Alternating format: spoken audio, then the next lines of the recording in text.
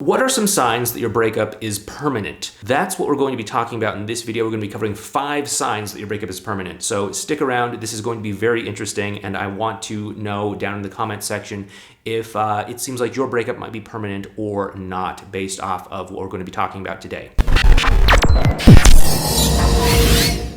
Hey there, it's Clay with modernlove.life. So like you just heard me say, this video is on 5 signs that your breakup is permanent. Let's go ahead and get into this. The first sign here is that you're not willing to take responsibility for the fact that you can control your relationship destiny. You know, I was on a call with someone a while ago, and we were talking about her relationship and her breakup and all that sort of stuff and all the details and nuances of it. Then she asked me this question of like, hey, do you think that we're just destined to not be together? I'm not really a believer in the idea of destiny. That is to say that there are certain outcomes that are outside of our control and that we have no influence over it, and that, you know, if it's meant to be, it's meant to be. If it's written in the stars, it's going to happen, or it's not going to happen no matter what we do.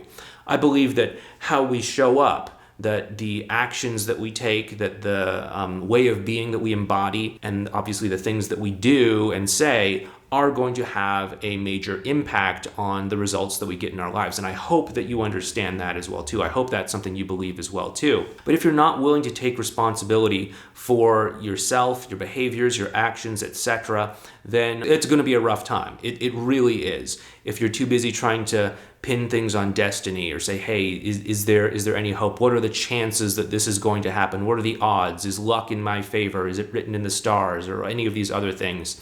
You're going to have a hard time. What you say, what you do, obviously that's going to have an impact on the results that you get. But more importantly than that, your emotional state is going to have a result on the outcomes that you get. And also, how you show up and the energy that you bring to a certain situation is going to have an effect on the results that you get. This is basic stuff that I hope that you know. Like, obviously the words and things that you say and do are going to affect that, but also how you show up. Like, I'm not a believer in fake it till you make it. I think that, you know, what we want to do is not just nervously and anxiously try to mimic the right things to say, which is why I don't really prescribe to the whole, hey, just text this, just say that sort of mindset that maybe some other people out there have. I believe that how you show up and what you are embodying is vitally important as well too, probably even more important than any of that stuff. You know, that's why we have the whole video series on advanced relational skills. You can check it out over there. But these are important ways that we can show up that actually encourage greater connection and all of that sort of stuff. That brings us to the second sign that your breakup is permanent, and that's that your way of being is not aligned with the outcome that you want, or the relationship that you want, or the relationship that your partner wants. Now, you know, obviously when we go through a breakup, it's very common for us to have an emotional way of being that's a little bit panicked, a little bit nervous, a little bit distressed, a little bit in crisis. We call this damage control mode, in case you don't know. But damage control mode is that sort of panicked, anxious, desperate kind of place that many people find themselves in after a breakup. I know, I've been there myself. I've made a lot of mistakes from acting from this place. And the reason why this doesn't work is because it's out of alignment with both what you want and also with what your partner wants as well too. Like, you don't want, probably, correct me if I'm wrong, leave a comment below if I'm wrong, but you don't want to show up in a relationship anxious, walking on eggshells, worried about what's going to happen next, feeling like you need to text someone, you know, 1,000,000 times a day. You probably don't want that. You're out of alignment with what is important to you. And I don't think that that is what your partner wants either. They probably don't want someone who is, clinging on every word that they say, hanging on every decision that they make, micro-analyzing every interaction that they have, etc. Again, I get it. I've been there myself.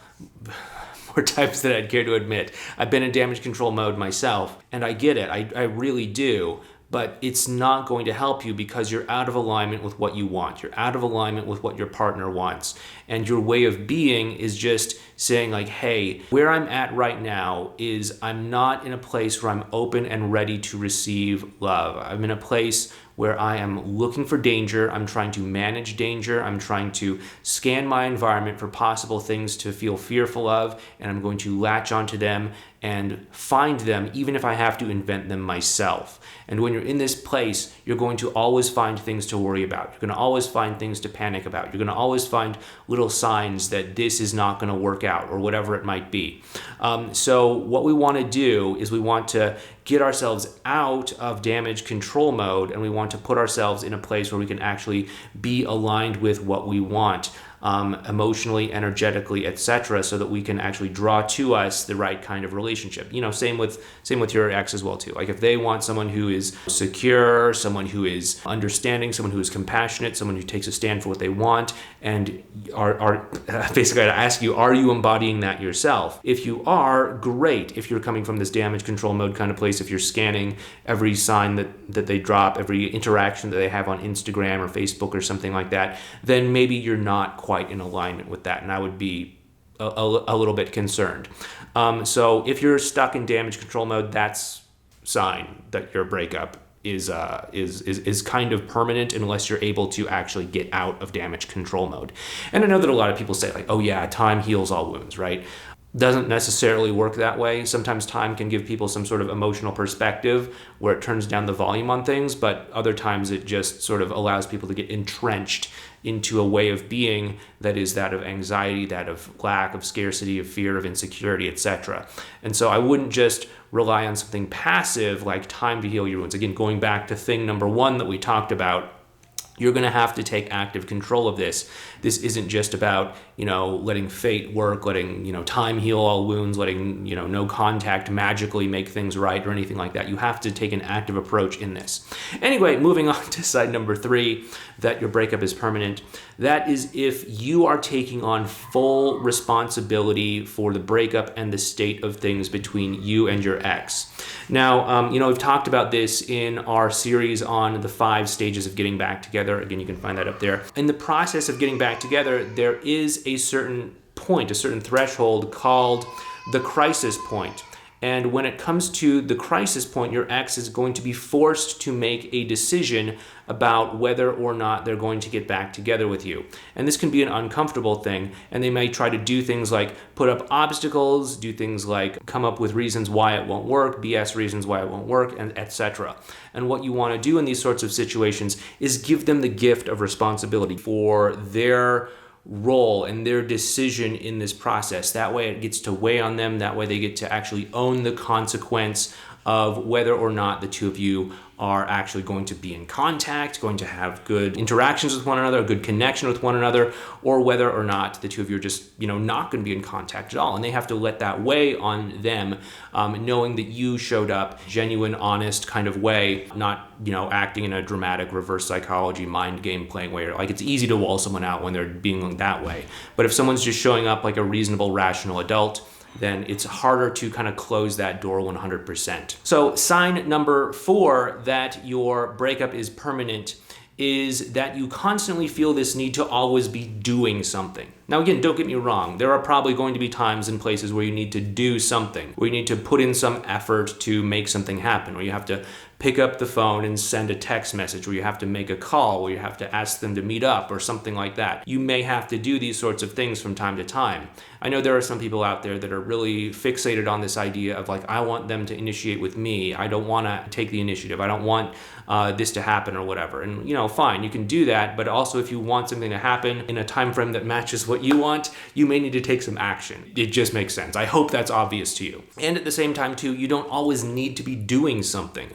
Like if you text them and they don't text you back, you don't necessarily need to follow up and text them something else. You don't necessarily need to say, hey, is everything okay? Maybe you do. I don't know. I'm not sure what the context is, but you don't always need to be doing that. Or if you haven't heard from them in a couple days, you don't need to be, thinking like, oh, hey, did I do something wrong? Do I need to follow up? What's my next move? Sometimes it's okay to just let things sit for a little bit. Sometimes it's okay to just take some time and just let things unfold how they're going to unfold. In fact, many times that actually creates a more positive outcome through a lot of these sorts of situations. And the final thing here, thing number 5, is that we want to also make sure that we're not keeping our focus 100% on them. That's another huge mistake that a lot of people make that sort of signifies their breakup could be permanent, is if your focus is 100% on your ex.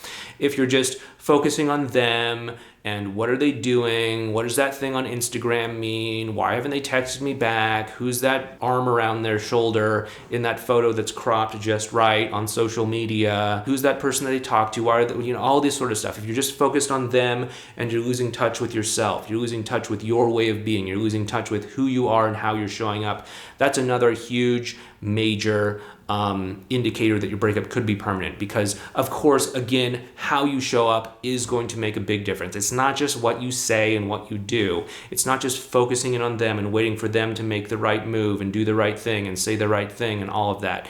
You have to actually make sure that you're feeling grounded within yourself. Make sure that you're feeling open and loving within yourself. Make sure that you're embodying the kind of emotions and kind of experience that you want to experience yourself as you're moving forward and as you're interacting with them and as you're relating to them in this whole situation and all of that. If you're embodying all of this and you're able to honor yourself, able to, take some time for yourself when you need to, recenter yourself when you need to, and all of that, you're going to set yourself up for a much better success through all of this. Okay, so how do you go about doing all of this? How do you go about doing these things that we've talked about? Well, a great way to get started is to go ahead and check out this video series over here on what we call advanced relational skills.